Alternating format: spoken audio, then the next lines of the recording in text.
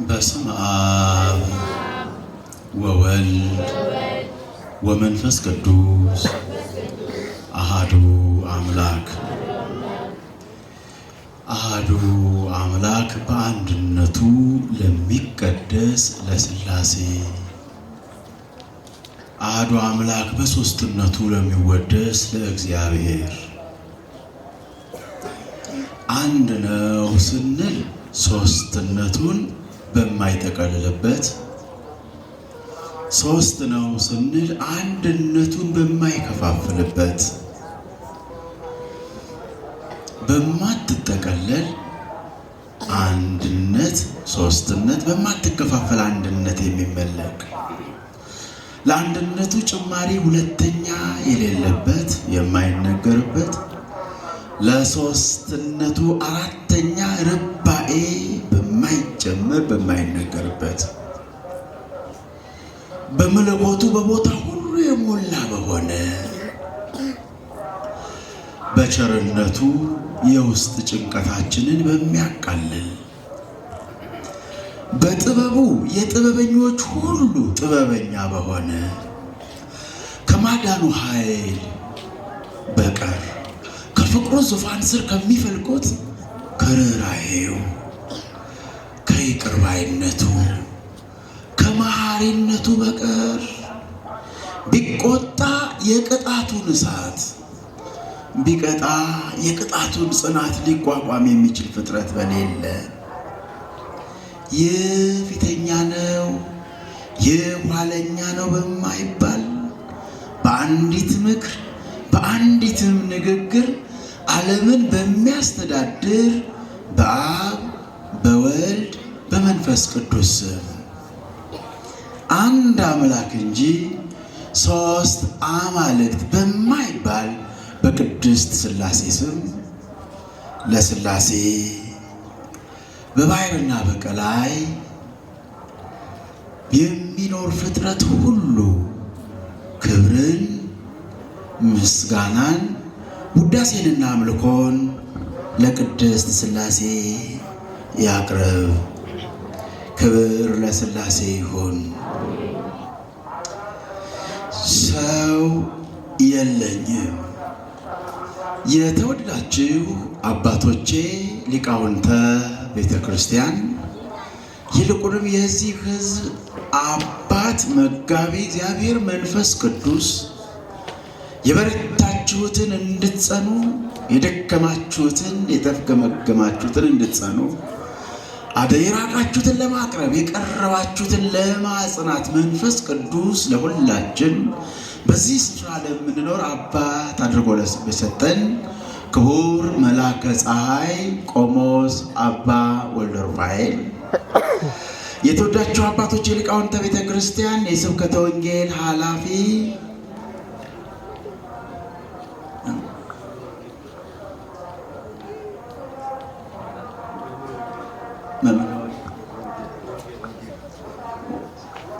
የተከበራችሁ ክቡር ዘማሪያን፣ ክቡር ሊቀ መዘምራን ይትባረክ። ደግሞ በዚህ ሰዓት ውድ በሆነው የሕይወት አፍላ ዘመናችሁ ውድ በሆነው አውደ ምሕረት በእግዚአብሔር የእግዚአብሔር ቃል ከሚነገርበት ሰገነት በዝማሬ የነገሳችሁ ልጆቻችን፣ ወጣት ሰንበት ተማሪዎች፣ በሽበት ዘዴ ያጌጣችሁ አባቶች፣ በዕድሜ ካባም የደመቃችሁ እናቶች፣ በማስተዋል ልቡናችሁ ከፍ ያለላችሁ ወጣቶች፣ በክርስቶስ ድንቅ አጠራር ትመጡ ዘንድ ጥሪው የቀረበላችሁ ቅድስት ቤተ ክርስቲያን ጥሪውን ተቀብላ በጥምቀት ልጅነት በጥምቀት በርነት እያስገባች የቤተ ክርስቲያን አካል ያደረገቻችሁ ሕፃናት፣ በወደደን በሞቱ ሕይወትን በመራቆቱ ሞገስን በደፋልን በድንግል ማርያም ልጅ በእግዚአብሔር አብ ልጅ በኢየሱስ ክርስቶስ ፍጹም የሆነች ሰላምታ እንደምን ቆያችሁ? እንደምን ለዚች ሰዓት ደረሳችሁ? እንዴት ሰነበታችሁ? የምስጋና ማዕድ ባንደበታችን የምስጋናን መስዋዕት በከንፈራችን እንሰዋ ዘንድ ከዚህ ከመመስገኛው የምስጋና መስዋዕት ከሚሰዋባት ከቅድስት ቤተ ክርስቲያን በቸርነቱ ስለሰበሰበን ስሙ ይክበር ይመስገን። ወሶበ ቦይነ ውስተ ጽርዕከ ንሄሊ ከመ ንሕነ ቀዋምያን በውስተ መንግሥትከ እንዲሊቆ ወደ ቅድስት ቤተ ክርስቲያን በገባን ጊዜ አለ። አሁን ቅድስት ቤተ ክርስቲያን ውስጥ ስንገባ ወደ አንተ መንግሥት ውስጥ እንደገባን እናውቃለን፣ እናምናለን። አሁን የተቀመጥነው በአንተ መንግሥት ውስጥ ነው።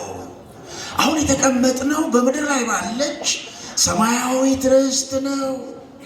ስለዚህ በዚህች በሰማያዊት ርስት ሰማያዊ ምስጋና ይዘን ስንገኝ ሀገራችን በሰማይ ነው የሚለው ቃል ሕያው ሆኖ የሚተገብርባት ምድራዊ ርስት ቤተ ክርስቲያን ናትና በድጋሜ ክብር ምስጋና ለስሙ ይሁን። ወገኖቼ ወደ ቅድስት ቤተ ክርስቲያን ስትገቡ ብዙ ጊዜ በቤተ ክርስቲያን ውስጥ ደስ የሚሉ እጽዋቶችን ታያላችሁ። በሩ ላይ ደግሞ ስትደርሱ መስቀል ታገኛላችሁ። በመስቀሉ አልፋችሁ ወደ ውስጥ ስትገቡ በልምላሜ የተሞላች ስፍራን ታገኛላችሁ። ቅድስት ቤተ ክርስቲያን ይሄ የቤተ ክርስቲያን አጸዱ የቀዳሚት የኤዶም ገነት ምሳሌ ነው። ወደ ቤተ ክርስቲያን ስንገባ በመስቀሉ በር ላይ መስቀል አለ።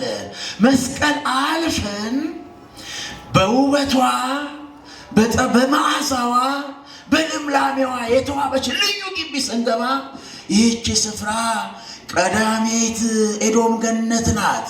አዳም ባለመታዘዝ ያጣት በክርስቶስ መታዘዝ ደግመን ያገኘናት፣ በአዳም እምቢተኝነት የወጣንባት በክርስቶስ እሽታ ዳግም የተመለስንባት፣ በክርስቶስ ደም ዳግም ያጣናትን ርስት የተረከብንባት ቅድስት ቤተ ክርስቲያን መስቀሉ በር ላይ በመስቀሉ አማካኝነት ወደ ቀዳሚት ርስታችን ወደ ኤዶም ገነት የመመለሳችን ምሳሌ ነው። ስለዚህ በዚህ ማወል ለኛ እጅግ በጣም መልካም ነው። በድጋሜ ክብርና ምስጋና ለስሙ ይሁን። በአዲስ ኪዳን የአዲስ ኪዳን ኪሩብ የሆነች ድንግል ማርያም እጅግ እንወዳታለንና፣ ለነገሩ እኛ ኦርቶዶክሳውያን እንኳን የጌታችንን እናት እንኳን የመረጣትን እንኳን ከፍ ከፍ ያደረጋትን እንኳን የማንደራደርበት የሕይወታችን ራስ የሆነው ክርስቶስ እናቴ ያላትን ቀርቶ በመጽሐፍ እንዲህ ተጽፏል። ጠላትህን ምን በል አልሰማሁም። ጠላትህን ምን በል አልሰማችሁም። ጠላትህን ምን በል ውደድ። ቃል ጠፍቶ እንጂ መውደድማ ጠላትንም መውደድ ግድ ነው። እንደውም ሐዋርያው ቅዱስ ጳውሎስ የክርስትና ሕይወት ምን መምሰል እንዳለበት በተናገረበት በዚህ በገላትያ መልእክቱ ላይ የሚያስደንቅ መለኮታዊ መልእክት ለእኛ ተላልፏል።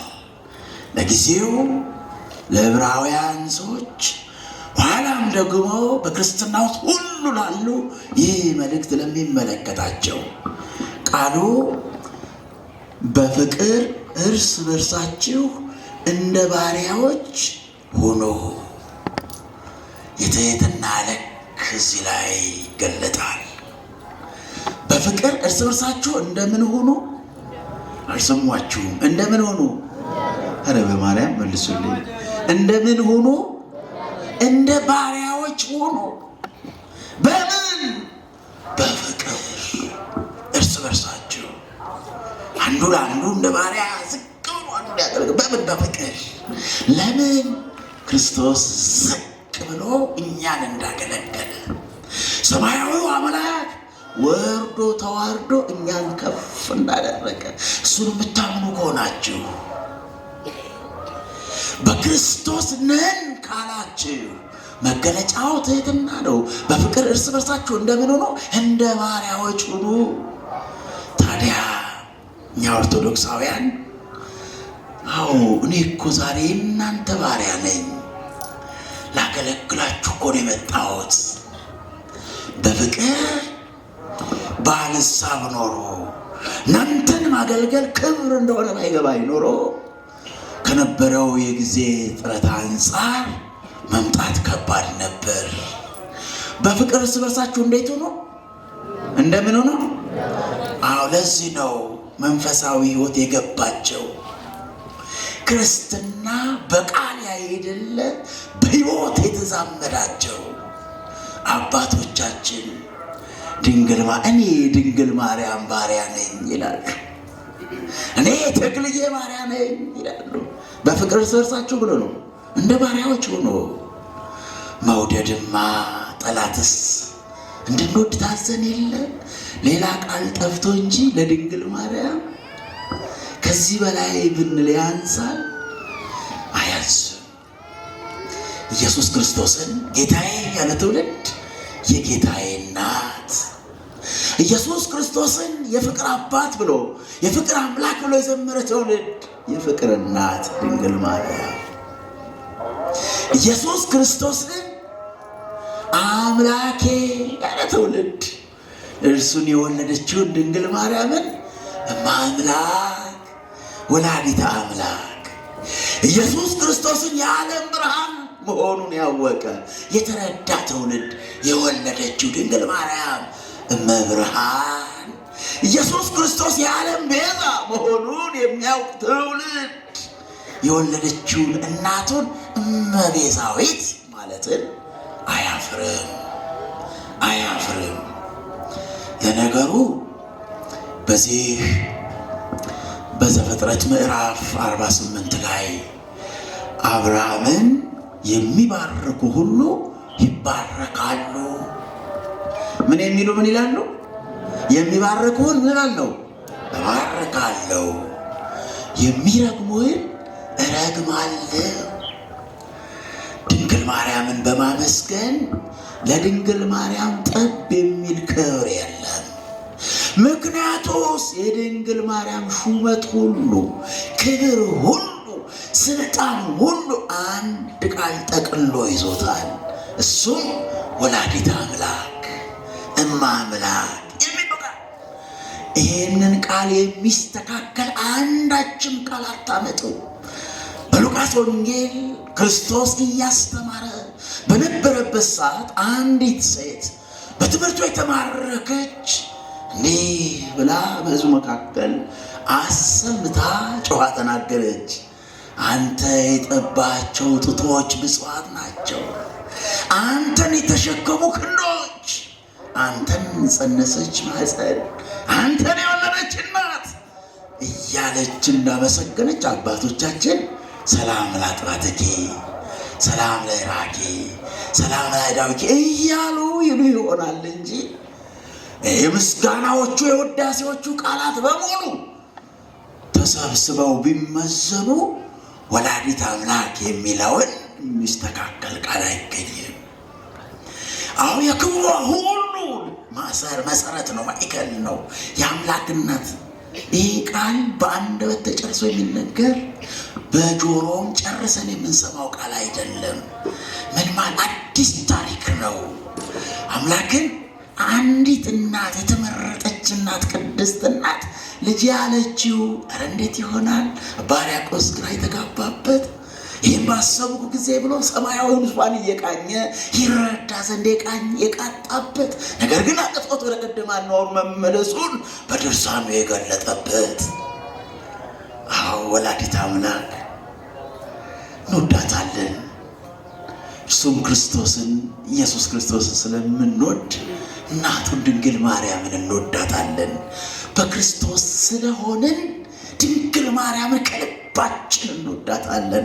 ክብር ምስጋና ለድንግል ማርያም ይሁን።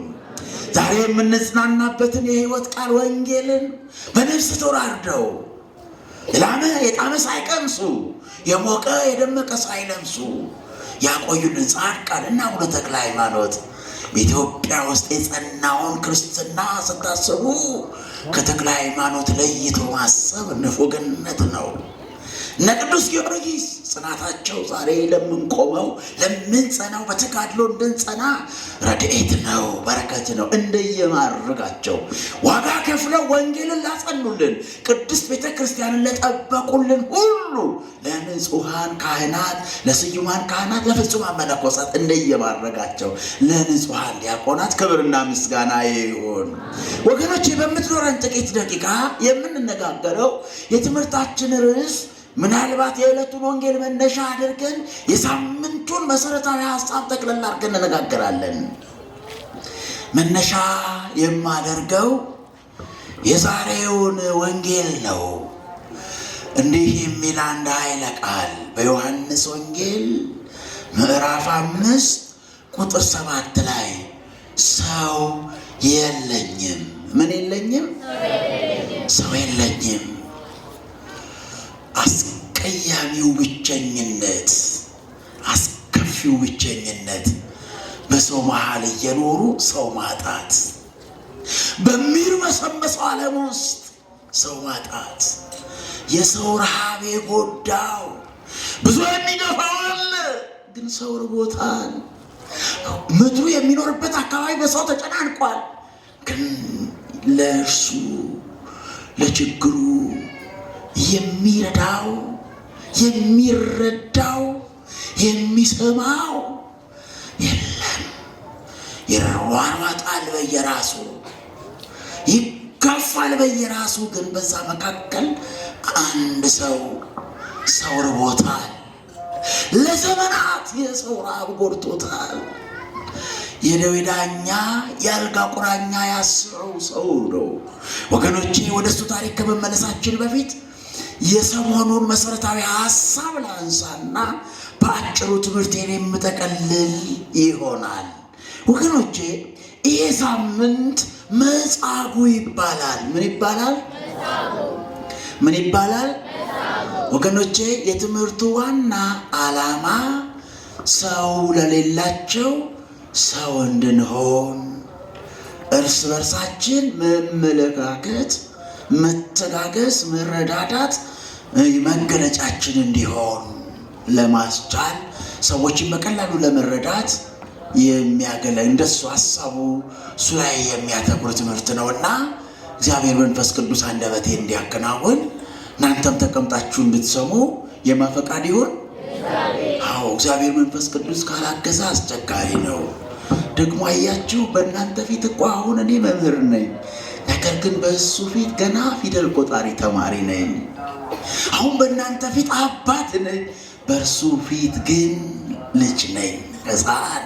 በእናንተ ፊት እረኛ ነኝ፣ ነገር ግን በእርሱ ፊት ተቅበዝባዥ በግ ነኝ።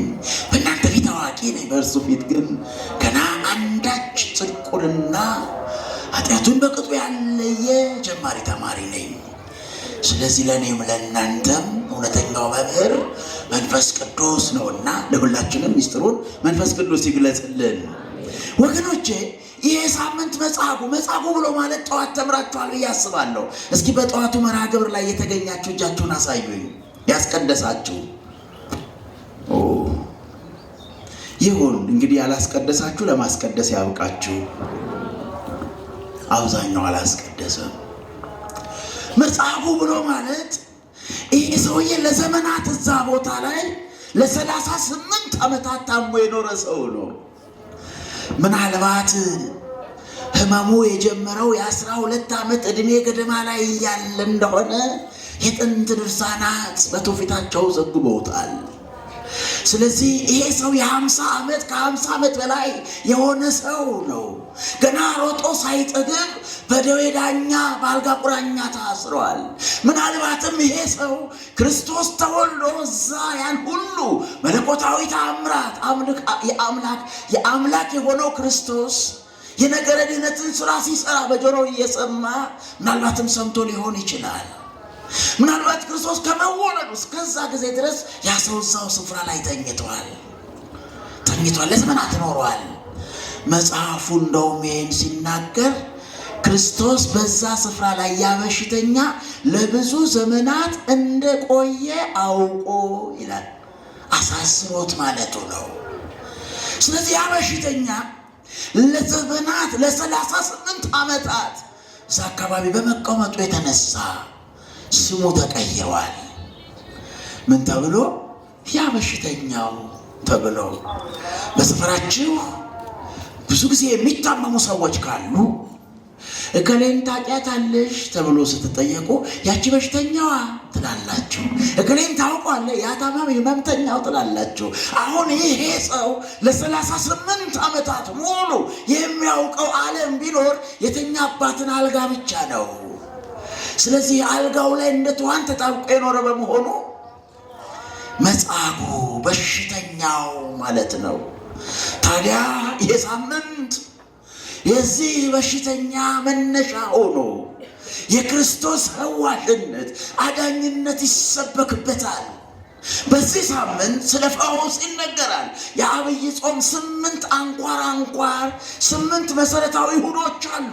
በእነዚህ 8 እሁዶች የነገረ ድህነት አንኳር ክንውኖች በቤተ ክርስቲያን እየተዘጋጁ ዘወረደ ብለን መወለዱን ጀምረን ተንሳ ብለን እስከ ትንሣኤው ድረስ ያደረገውን የነገረ ድህነት ጉዞውን ትምህርቱን አንኳር ክንውኖችን በ8 እሁዶች ከፋፍለን እንድንማር ቅድስት ቤተ ክርስቲያን ስርዓት ሰርታለችና የዛሬውን መጻጉዕ የሚለውን ስያሜ ቅዱስ ያሬድ እየዘመረ ሰንበትን አኩኖስንሶ ክርስቶስን አሞግሶ ቀድሶ አይሁድን ወቅሶ በጻፈበት በዘመረበት ዝማሬው ላይ የዝማሬው መክፈያ ሆኖ ይሄ በሽተኛ ወይም መጻጉዕ የዝማሬው አዝማች ወይንም የመዝሙሩ መክፈያ ሆኖ በመገኘቱ ሳምንቱ መጻጉዕ ይባላል።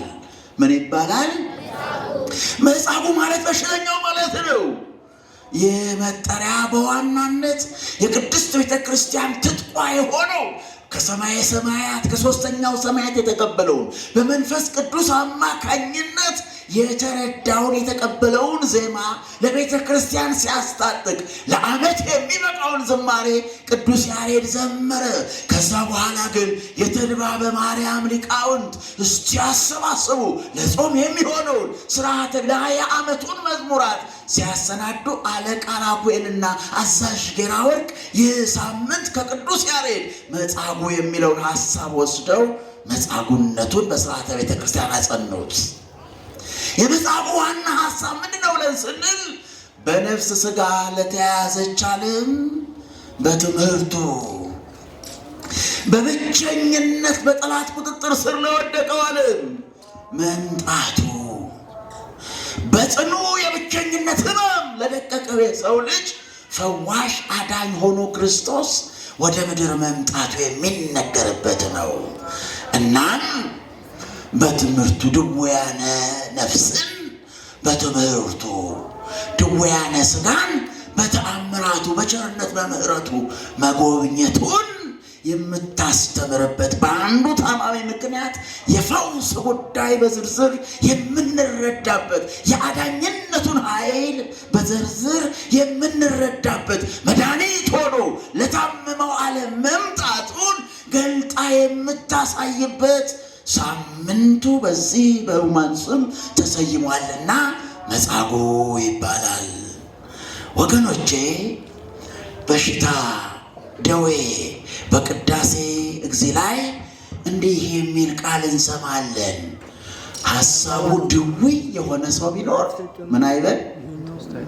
ሐሳቡ ምን የሆነ ድውይ የሆነ ቢኖር ምን አይበል? ምን አይበል? አባቶች የመልሱን እንጂ እነሱ አልሞከሩትም። ምን አይበል?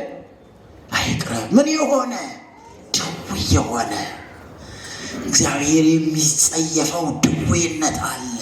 የሐሳብ ድውይነት፣ የታመመ ሐሳብ ያለው፣ ቅንነት የጎደለው፣ ፍቅር የጎደለው፣ ማስተዋል የተለየው በቅድስናው ስፍራ ቆሞ አእምሮ ግን በዓለም የሚንከራተት በዚህ በሰማያዊው ርስት ላይ ከትሞ አእምሮ ግን ከዓለም ጋር ከቆሸሹት ጋር በምግባራቸው ዝቅ ካሉት ጋር የሚመሳሰል ሐሳቡ ድውይ የሆነ ቢኖር ይከልከል። ድውይ ሕሊና፣ ነውረ ህሊና ዘወይ ይቅረብ ሐሳቡ ድውይ። እናም እንዳጠቃላይ ሐሳባችንን ለመሰብሰብ ያህል አሁን ስለ በሽታ ስንነጋገር በሽታ በሁለት ይከፈላል። ደዌ በሁለት ይከፈላል። በስንት ይከፈላል? በምንና በምን ካላችሁኝ ደዌ ነፍስና ደዌ ሥጋ ተብሎ ምን ማለት ነው? ደዌ ማለት በሽታ ነው። በሽታ ነው። ደዌ ነፍስ ስንል የነፍስ በሽታ ማለታችን ነው። ደዌ ሥጋ ስንል አካላዊ ህመም ማለታችን ነው። የሥጋ ህመም ማለታችን ነው። ሁለቱም በሽተኞች ናቸው። ታዲያ ቅድስት ቤተክርስቲያን ስለ ፈውስ ስታወራ በሐሳባቸው የታመሙትን በወንጌል ታክማለች። ምክንያቱም ድውያነ ነፍስን በትምህርቱ እንዳከመ በትምህርቱ እንደፈወሰ ቅድስት ቤተክርስቲያን የተረከበችውን ወንጌል ይዛ በሐሳባቸው የታመሙትን በነፍሳቸው የዛሉትን በወንጌል መድኃኒትነት በሥጋው ደግሞ ሕይወትነት እያተመች እያከመች ትፈወሳለች። እናም ይህ ዕለት ሁለቱም ይታሰቡበታል። ደዌ ሥጋና ደዌ ነፍስ። ካለ ህሊና ዘንበለ ብካይ ምንድነው? ቅዱስ አባታችን አዳም ከገነት ከወጣ እግዚአብሔርን ካጣ በኋላ ያለ ለቅሶ ሌላ ስራ አልነበረውም፣ እረፍት አልነበረውም። ምክንያቱም ለባህሪ ጉስቁልና ተላልፎ ተሰጠ። ሁሌ አዲስ እንዲሆን የተፈጠረው አዳም ለአሮጌ ማንነት ሁሌ በብርሃን እንዲመላለስ የተፈቀደለት አዳም በራሱ ምርጫ የጨለማ ተገዥ ሆነ። ይህም የባህሪ ጉስቁልና ይባላል። ሐሳቡ የጎሰቆለ ሆነ። ያቺ በብርሃን የተሞላች ነፍሱ ጨለመች። አስተውላችሁ ከሆነ አዳም ወዴት ነህ ሲለው ምን አለ? ምን አለ አዳም? ራቁቴን ስለሆንኩ ፈራሁ አለ። እግዚአብሔር ቀጥሎ አንድ ቃል ጨመረ። ምን የሚል? ራቁትህን እንደሆንክ ንገሩኛ። ራቁትን እንደሆንክ አልሰማችሁም? ራቁትን እንደሆንክ ማን ነገረህ? ለካ ይሄ ራቁትነት የሚነገር እንጂ የሚታይ አይደለም። ራቁትን እንደሆንክ ማን? ውስጣዊ እንጂ ላያዊ አይደለም።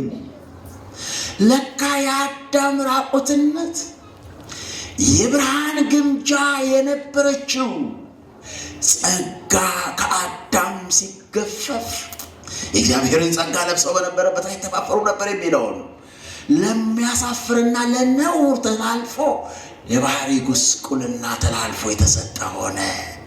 አስተሳሰቡ ከፋ። አስተሳሰቡ በመክፋቱ ምክንያት ይካሰስ ጀመር።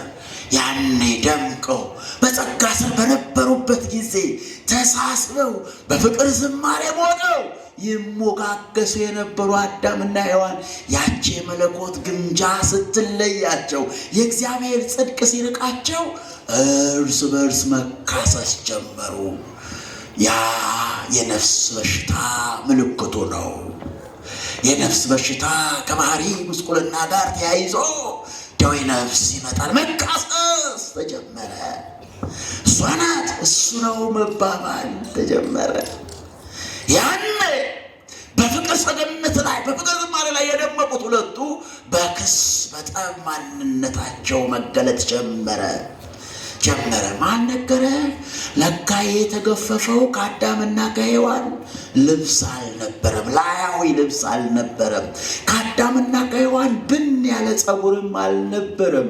ከአዳምና ከሔዋን የተገፈፈው ከእግዚአብሔር ጋር የሚገናኙበት ያቺ የብርሃን ግምጃ ተሞልታ የነበረች ክፋትን እየተቃወመች በጽድቅ መበርታትን አርአያነትና አምሳልን ጠብቃ ትኖር የነበረች ያቺ የመለኮት ግምጃ እሷ ስትለይ፣ እሷ ስትገፈፍ አዳም ራቁቱን ሆነ። መራቆት መሳደብ መገለጫው፣ መካሰስ መገለጫው፣ መገፋፋት መገለጫው፣ መወነጃጀል መገለጫው ሆነ።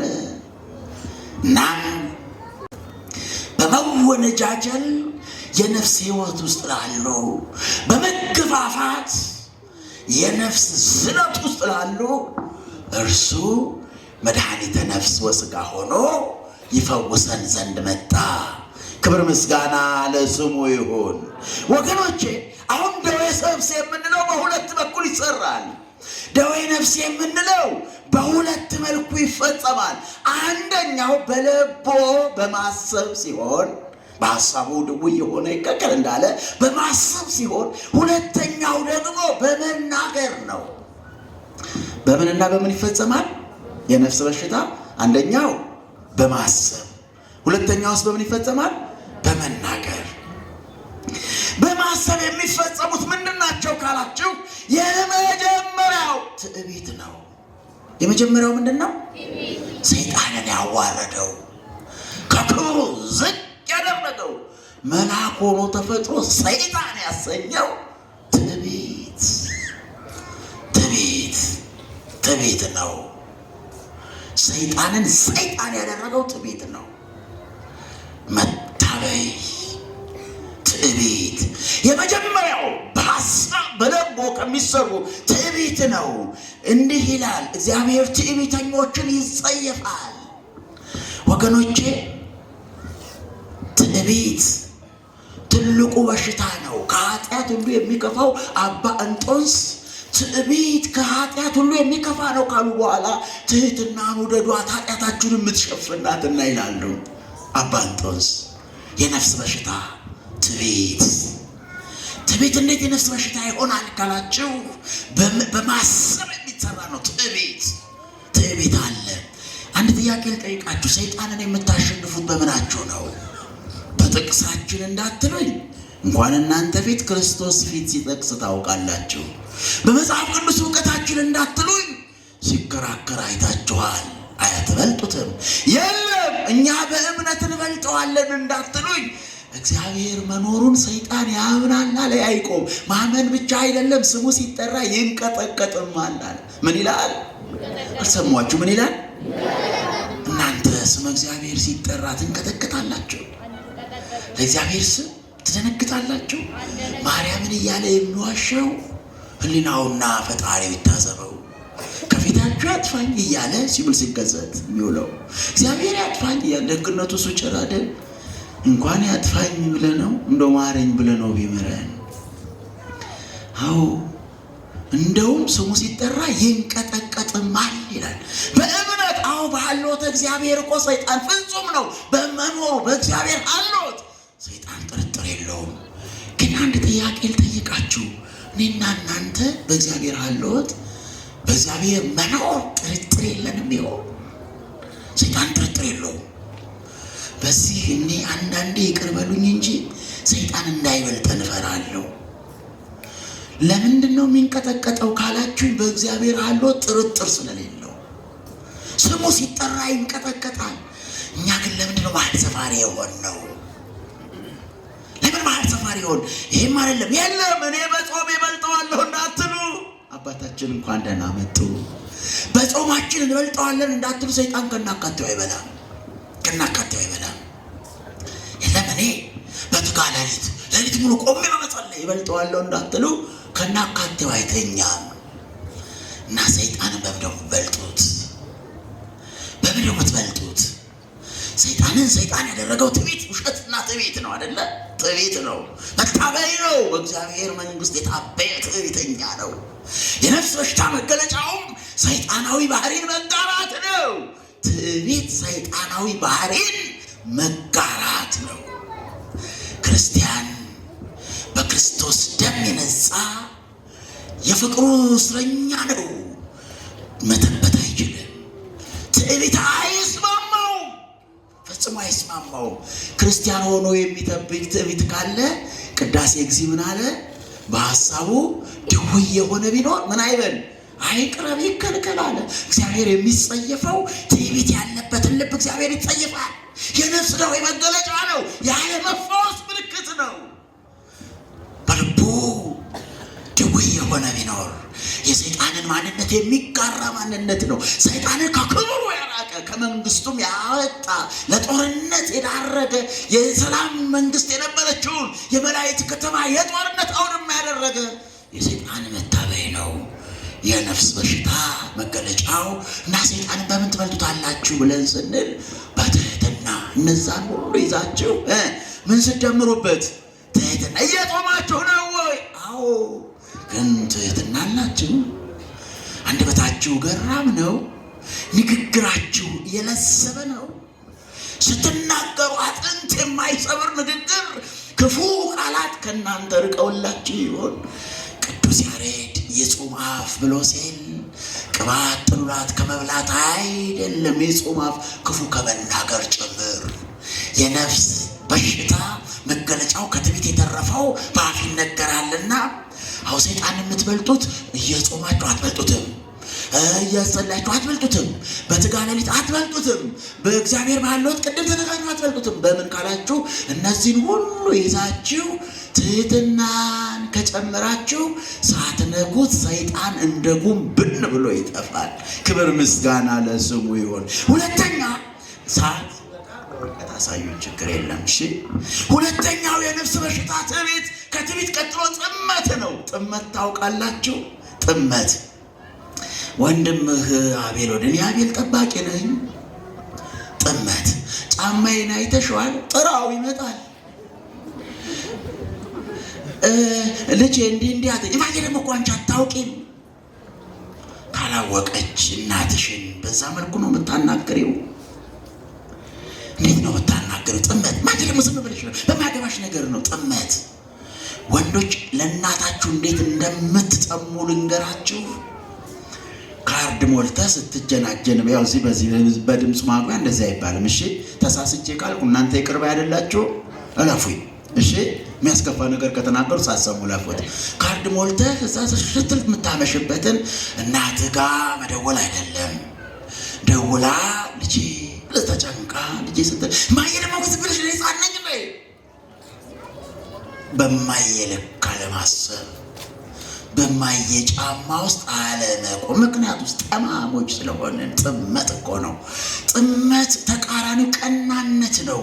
የኔ ከምትጮህባት እናት ላይ ማየዋ አሁን ከጓደኞቼ ላይ እንዴት ደስ የሚል ቦታ መሰለሽ ያለሁት እመጣልሻለሁ ማየ ብትላት በእድሜዋ ላይ አንድ ቀን ትጨምራለህ።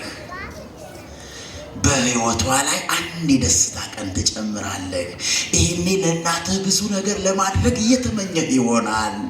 ይሄኔ ለእናትህ አቅም ኖሮህ እናቴን እንዲያርጊያት ብለህ ታስብ ይሆናል። ነገር ግን በቀን አንዴ ማየ እንደምን ዋልሽ ትላት ይሆን? ደግሞስ አጠገቧ ስትሄድ እናትህ ምንህን እንደምታይ ታውቃለች? ፊትህን። እሷ ጋር ስትደርስ ፈገግ ብለህ የሆድህን በሆድህ ይዘህ ለእናትህ የምትጠግበው ምግቧ ያንተ የአክሞሰስ በደስታ የተሞላ ፊት ነው። እናትህ ፊት ፈገግ ማለት ትችል ይሆን? ትችል ይሆን? ቅንነት ሲኖርህ ለሰው መኖር ትጀምራለህ። ጥመት ውስጥን ሲቆጣጠርህ ግን ቀናነት ባዞረበት አትዞርም። ሁለተኛው ጥመት ነው። እንግዲህ ይህንን በብዙ እያንዳንዱ ማስረዳት ከመጽሐፍ ቅዱስ ሀሳብ ጋር ማገናኘት አስፈላጊ ቢሆንም ከሰዓት አንጻር በወፍ በረር ነካ ነካ ለማድረግ ነው። ሁለተኛው ተንኮል ነው። ሶስተኛው ተንኮል ታውቃላችሁ? ተንኮለኛነት።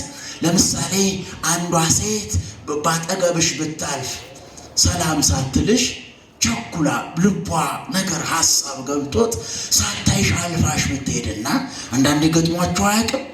በእጃችሁ ቁልፍ ይዛችሁ ብዙ ጊዜ አልፈለጋችሁ የቤት የጣዳችሁትን ስቶፉን አጥፍቼው ይሆን አላጠፋሁት ይሆን ብላችሁ አልተጨነቃችሁም?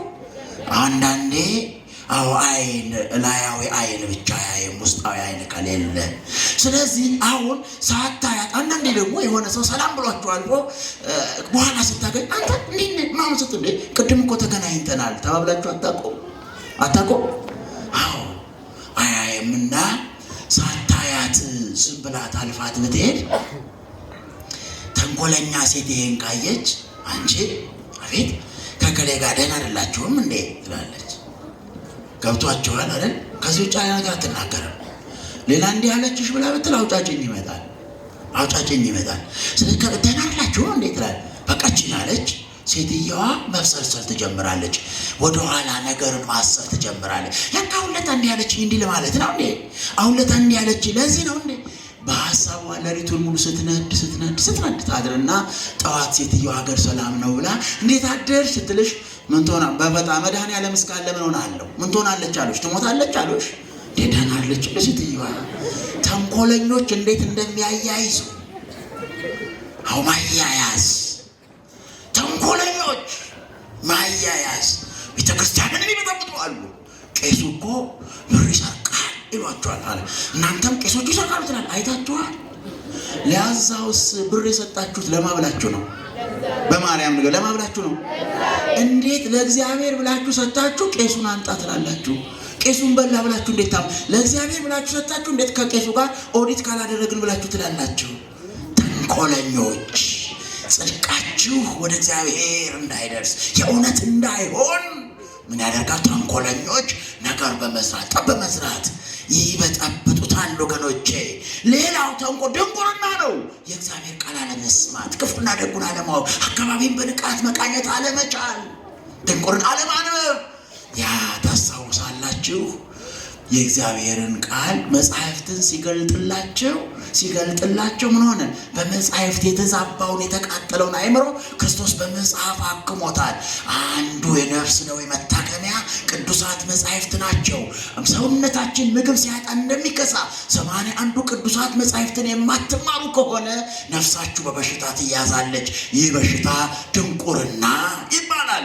ሌላው የነፍስ በሽታ በልቦ የሚሰራ ትዕይንት ነው። የልብ ቅሌት ትዕይንት፣ መንገዳደር ትዕይንት ይባላል። የልብ ቅሌት ይባላል። ሌላው በነቢብ የሚሰራ የነፍስ በሽታ አለ። በነቢብ የመጀመሪያው ሐሰት ነው። የመጀመሪያው ምንድን ነው? የመጀመሪያው ምንድን ነው? ሐሰት። እስቲ ከእናንተ መካከል ዲያብሎስን ሰይጣንን የሚጠላ እጁን ያውጣልኝ። ሰይጣንን የሚጠላ ጎበዞች፣ ተባረኩ፣ እግዚአብሔር ይባርካችሁ። እሺ አሁን እውነት መሆኑን እናረጋግጥ። እውነት መሆኑን እናረጋግጥ። ሰይጣን ውሸት፣ ሐሰት የሰይጣን አንጡራ ገንዘብ ነው፣ ንብረቱ ነው። ስለዚህ ስትዋሹ ምን ማለት ነው? ለሰይጣን የጥሪ ካርድ ነው የምትልኩት። እሺ 6 ሰዓት ላይ ወደ ቤቴ እንድትመጣ ብላችሁ አንድን ሰው ጥሪ ልካችሁ 6 ሰዓት ሲመጣ ለምን መጣ ይባላል? ለምን መጣ ይባላል? እሺ መዋሸት ምንድን ነው ብያችኋለሁ? ለሰይጣን የጥሪ ካርድ ነው። ዋሽታችሁ ብታማትቡ ሰይጣን የሚጠፋ ይመስላችኋል? ተጠርቷል። እስኪ ሰይጣንን ማጠሩ እውነተኛ የምትወዱት ከሆነ ማትዋሹ ሰዎች አሁን እጃችሁን አውጡ። ሰይጣንን የምትጠሉ ምንም ውሸት አፋችሁ የማይገባ አባቶች ይተረጉሙና እንዲህ ሲል ያወቃል ይላሉ። ያወቃል አይደለ? ያወቃል። አዎ ውሸት። አንድ ጥናት በዓመት ውስጥ ወንዶች 1792 ውሸት ሲዋሹ ይላል። በዓመት ውስጥ ሊያውም ፈረንጆቹ ናቸው። ሴቶቹ ከዛ ባነሰ 1700 በአንድ ዓመት ውስጥ ዋሽተዋል ይላል። የተሰራ ጥናት ነው። እናንተ ወንድ ውሸታም አይመስለኝም ነበር። ሴቶች ለካ ከእናንተ ይብሳል። ማርያምን ይብሳል። ደግሞ እስኪ እንደኔ ፈረንጅ የማይዋሽ የማይመስለው ጅል ካለ የኔ ቤቴ አዎ ይዋሻል። ውሸት ዓለም። ምክንያቱም ለምን ውሸት ዓለም አቀፋዊ ሆነ ካላችሁ ዲያብሎስ ዓለም አቀፋዊ ስለሆነ ነው። የእግዚአብሔር ምድር በሙሉ የእግዚአብሔር ስለሆነ። ስለዚህ መጀመሪያው ሐሰት ነው። ሁለተኛው ጽርፈት ስድብ ነው። ሁለተኛው ምንድን ነው? ስድብ ነው። የሚሳደቡ አንደበቶች ይዘጉ ይላል ዲያብሎስ። ቅዱስ ሚካኤል እንኳን ከዲያብሎስ ጋር ስለ ሙሴ ሥጋ በተከራከረ ጊዜ እግዚአብሔር ይገሥጽህ አለው እንጂ የስድብን ቃል ሊናገር አልነበረም። የምትሳደብ አንተ ማነህ? እየጾማችሁ ነው አይደል? ማርያምን አዎ መቼም እንኳን በጾም ደብረ ዘይት ትንሽ ታማል መሰለኝ። እንኳን በጾም በፍስክም የአህያ ሥጋ ይቀፋል አይደል? አይቀፍም እንዴ? ደብረ ዘይቶች አይቀፍም?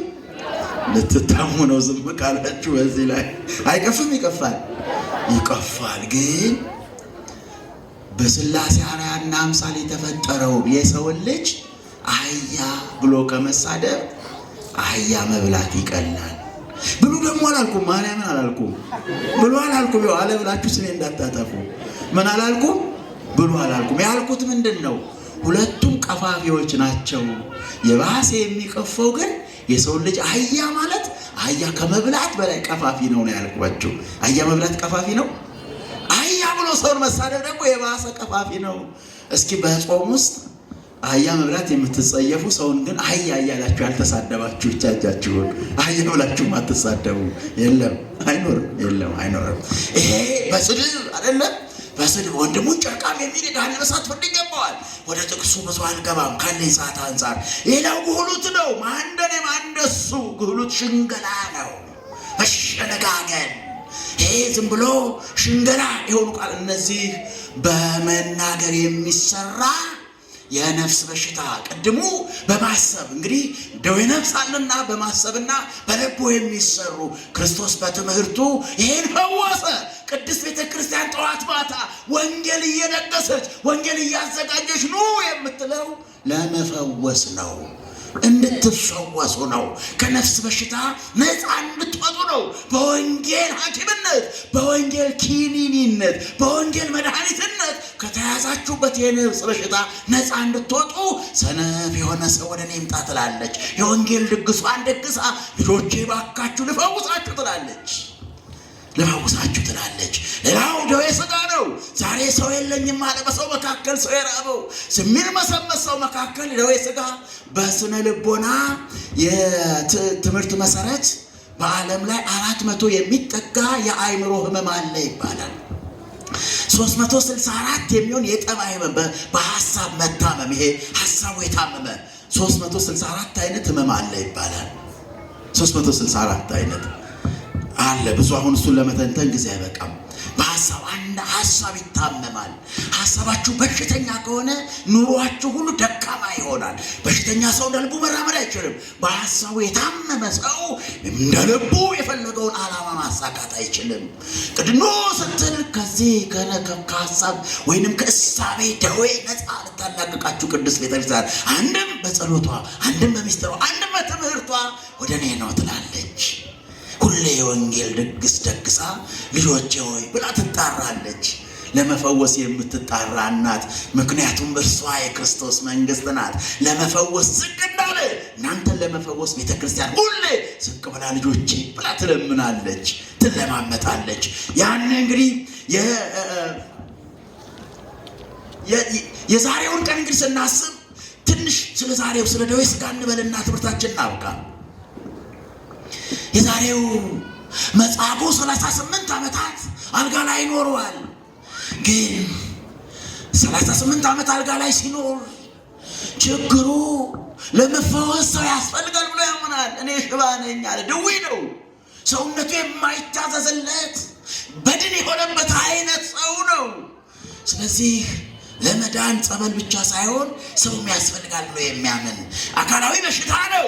ከዚህ ለመላቀቅ ግን የሚያላቅቀው የእግዚአብሔር ታምር፣ የእግዚአብሔር ጸበል፣ የመላኩ ውሃውን በማይናውጠው ጊዜ ቀድሞ የገባ ሰው ይፈወስ እንደነበረ ያውቃል። እርሱ ግን ያልተፈወሰው ሰው እንደሌለኝ ነው ብሎ ያምናል። ሰው የራበው በሽተኛ ያምናል። ሰው የለኝም፣ ሰው የሌለው በሽተኛ ነው። ሰው አለ እኮ ግን ለሱ የሚሆን ሰው የለም። ግን እንዲህ ብላችሁ አስባችሁ ታውቃላችሁ? ለ38 ዓመታት ያህል እዛ ሲኖር ከዛ በፊት 38 ዓመታት ሙሉ የተፈወሱ ብዙ ሰዎች ነበሩ። የተፈወሱት ምነው ለበሽተኛው ማሰብ አቃታቸው? እነሱም መርዳት ተሳናቸው? ለምን ለሱ መሆን አልቻሉም? የተፈወሳችሁ በወንጌል አይምሯችሁ የተለወጠላችሁ ከሌላው የተሻለ ማንነት ሌላውን ማገዝ የሚችል ህይወት አላችሁን? ይኖራችሁ ይሆን? ይህ ሰው አላገኘም። ታዲያ ሰው እንደራበው ያወቅ አዛኝ፣ ለፍጥረቱ የማይጨክን የሚራራው እውነተኛው ሰው ላጣው ሰው የሚሆነው እውነተኛው ወዳጅ ክርስቶስ ለብዙ ዘመናት እዚህ አልጋ ላይ ተጣብቆ እንደኖረ አውቆ ይላል። አሳዝኖት ምክንያቱም ፍጡር ነው። እግዚአብሔር እኮ ኃጢአተኛውንም ጻድቁንም ይመግባል። ለኃጢአተኛውም ለጻድቁም ፀሐይን ያወጣል፣ ዝናብን ያዘንባል፣ አየሩን ለሁሉም እኩል ይተዋል። መግቦት የባህሪው ነው። ሁሉንም በሚያምነውም የማያምነውም እንዲራብ አይሻም። ፍጥረቱ ነዋ። ያዝናል፣ ይራራል። ፍጠረኝ ሳይለኝ ፈጥሬው ብሎ ለእኛ ይጨነቃል። ይሄ ሰው ለብዙ ዘመናት እንደኖረ አውቆ ተጨነቀለት፣ አሰበለት፣ አዘነለትና ወደ እርሱ ሄደ።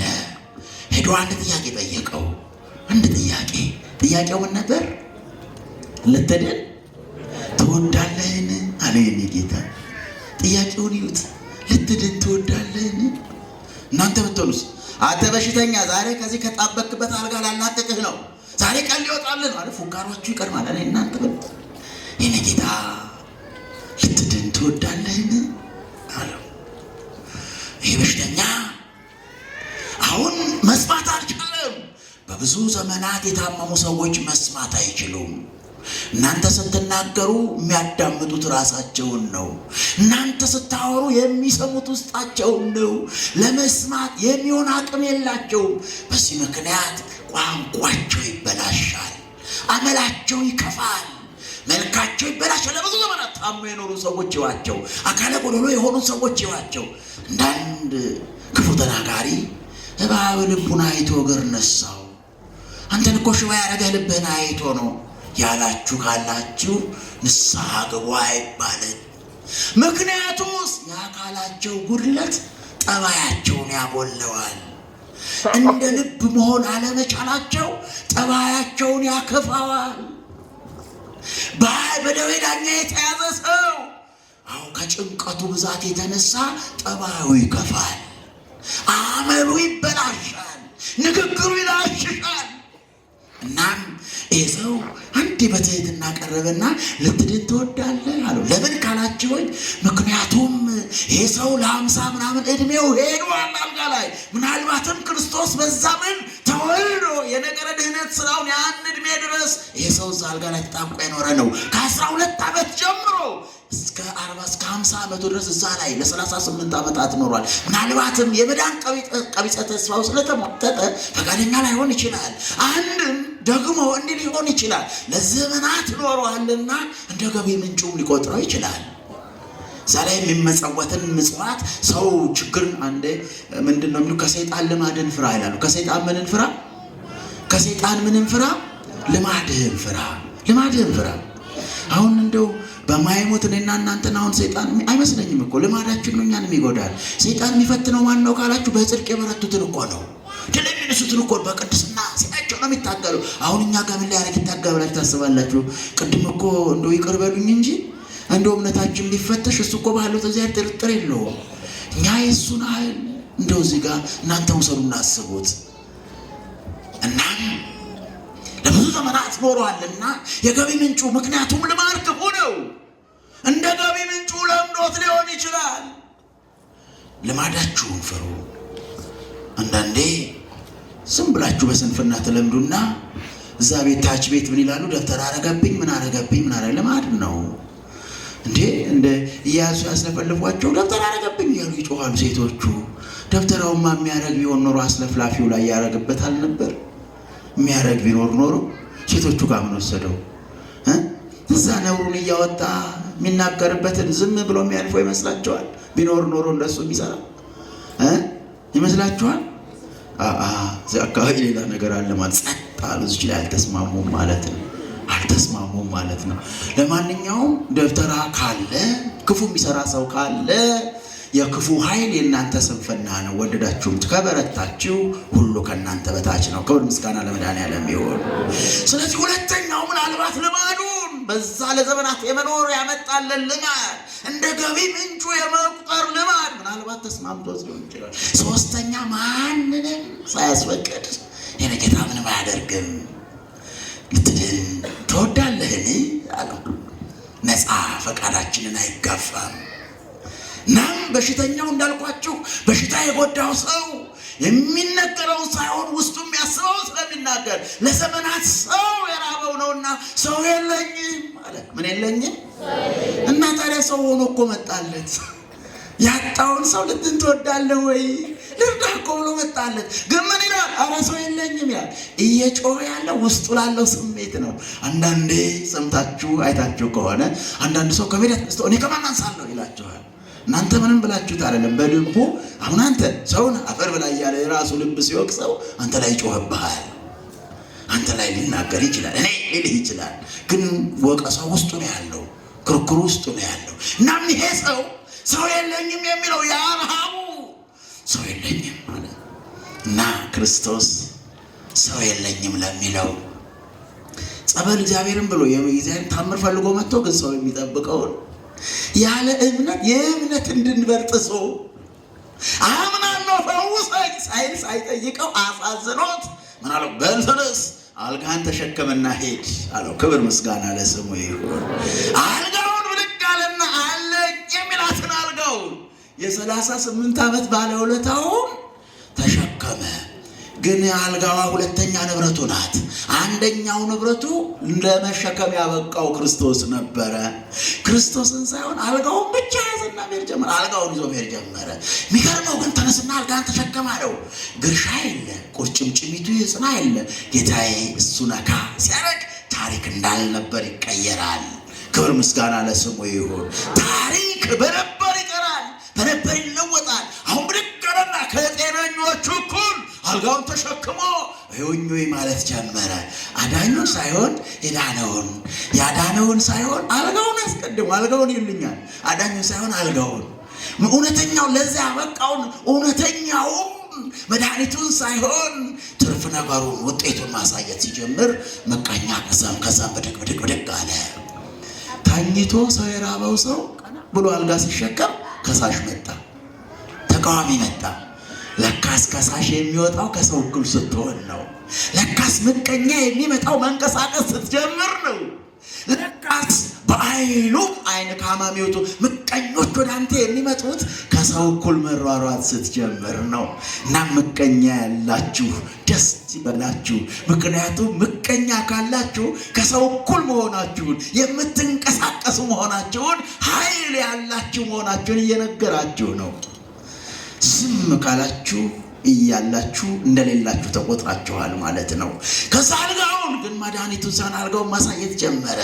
በኋላ ከሳሾች መጡና አንተ በሰንበት አልጋ ተሸከመው ማነው ያዳነኝን አላወቀውም። እዛ ገባና አላወቀም። ከአልጋ ያላቀቀውን አልጋውን ሲሸከም ከአልጋ ያላቀቀውን ትቶታል። ከአልጋ ላይ አልጋ ለመሸከም ያበቃውን ረስቶ አልጋውን ይዟል። አና ሀብት ያላችሁ የሀብት ምንጫችሁን መድኃኔዓለምን አሳዩበት። ሀብታችሁን አታሳዩ። መልክ ያላችሁ አውስቦ የሚሰራውን መድኃኔዓለምን አሳዩ። እንደዚሁም ጉልበት ያላችሁ በአንድ ቀን ሙሽሽ ማድረግ የሚችለውን መድኃኔዓለምን እንጂ ጉልበታችሁን አታሳዩ። ከዛ ክርክሩ ይቀጥላል። ወስብሐት ለእግዚአብሔር ወለወላዲቱ ድንግል ወለመስቀሉ ክቡር። የቆየን ሰሞኑን ለሚቀጥል